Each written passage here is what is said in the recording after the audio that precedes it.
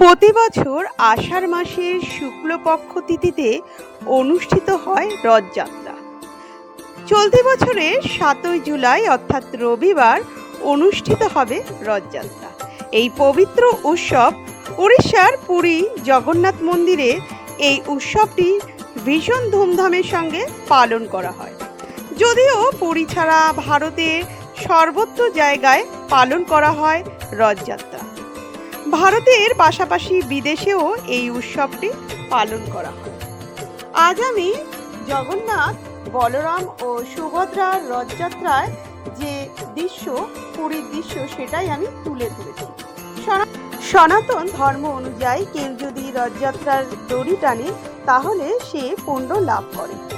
নমস্কার বন্ধুরা, আমি মাধবী আর আমার চ্যানেলের পক্ষ থেকে সকলকে জানাই রথযাত্রার অনেক শুভেচ্ছা ও অভিনন্দন।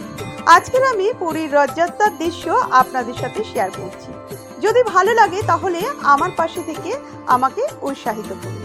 জয় জগন্নাথ।